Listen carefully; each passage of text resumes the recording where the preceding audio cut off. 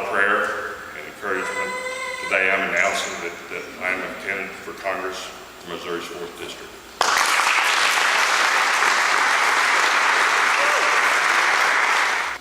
But I'm going to Washington to bring some common sense to a place that seriously needs it. We have to get this country back on the right track for our children and grandchildren. Already our kids are going to be inheriting a $16 trillion debt, $55 trillion of unfunded liabilities. And we have to get this back in order to ensure that our kids and grandkids have the same opportunities as past generations. I'm a 4th generation Missouri farmer from Saline County. I've worked the soil with my bare hands to earn a living. I know the meaning of a dollar. I understand an honest day's pay for an honest day's labor. I teach a Sunday school class of young adults, and I see how they struggle every week to try to make ends meet. I'm a fiscal conservative, pro-gun, and 100% pro-life. I'm one of you, and I seek to represent you in Washington, D.C. As Ronald Reagan said, we don't have a revenue problem, we have a spending problem. I'll push for a balanced budget amendment to our Constitution. It's time we started making tough decisions about spending in Washington and tightening the belt. In Washington, the answer to every problem has been throw money at it, spend more money. In Missouri, we know that you can't spend, tax, and bail your way to prosperity. You've got to tighten your belt. I'll oppose earmarks. Washington politicians are addicted to spending your money on favorite projects. I think projects should be put in and compete for federal dollars. Those that win that competition be funded. The lobster museums and rainforest in Iowa should not. I'll push for tax reform. We've got a national tax code of 65,000 pages. Actually, somebody told me yesterday it was 67,000 pages. Different rules for different people, special loopholes for special folks. We can do better by developing a tax code that is simple, rational, and promotes economic growth.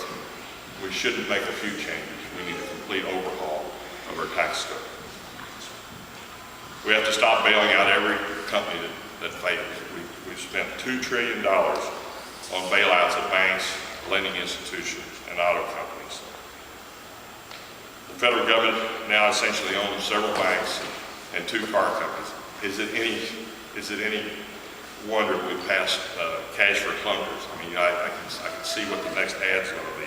And they funded it twice. It's beyond me. This country is built on a competition and free market. The government cannot pick winners and losers. We also need an energy plan in this country. Nancy Pelosi thinks the best way to do that is pass an energy tax. It simply does nothing to increase our energy. Instead, we ought to create jobs at the same time we wean this country from foreign oil. We can invest in renewable fuels, nuclear energy, clean burning coal. We ought to open up areas where we know there is oil. In Alaska, there's an area that's the size of South Carolina that's filled with oil, and we need an area the size of the Kansas City airport to access that oil. We ought to drill off of the continental shelf where we know there's oil, and the Congress has done nothing. Last year when gasoline was $4 a gallon, they were rushing around, Washington was going to do all sorts of things. But we wasted a year and nothing has happened. This August, Missourians and American citizens started telling their politicians to stop trying to implement a government-run healthcare system. The politicians, those who had town halls, heard directly from these modern-day patriots in one loud voice: no more. We all want healthcare reform. I want a system that increases access, drives down costs, improves quality, and makes healthcare more affordable.